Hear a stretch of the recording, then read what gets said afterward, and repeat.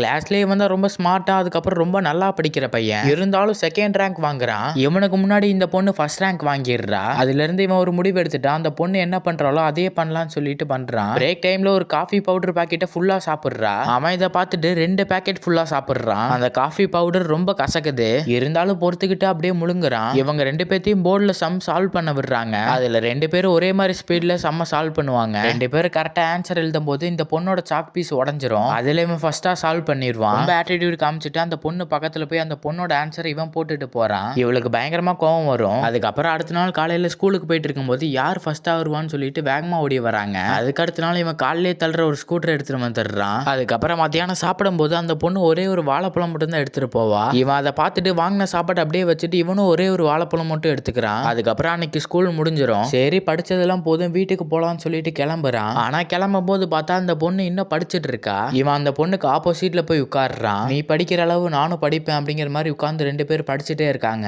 அடுத்த நாள் காலையில பார்த்தா இவன் கண்ணை சுத்தி கருவளையம் விழுந்துரும். ரொம்ப டயர்டா இருப்பான். ஆனா அந்த பொண்ணை பார்த்தா அப்படியே ஃப்ரெஷ்ஷா எனர்ஜியா இருப்பா. அதுக்கப்புறம் கிளாஸ் முடிஞ்சிருச்சுன்னு சொல்லுவாங்க. உடனே இந்த பொண்ணு மயக்கம் போட்டு விழுகிறா. அந்த பொண்ணு மயக்கம் போட்ட உடனே அவனும் மயக்கம் போட்டு விழுகிறான். இவனுக்கு என்ன தோணுதுன்னா மயக்கம் போட்டால் 2வது மயக்கம் போடுறமே அப்படிங்கிற மாதிரி இருப்பான். அதுக்கப்புறம் இவன் கண்ணை முழிச்சு பாக்குறான். பார்த்தா 2 பேரும் ஹாஸ்பிட்டல்ல இருப்பாங்க.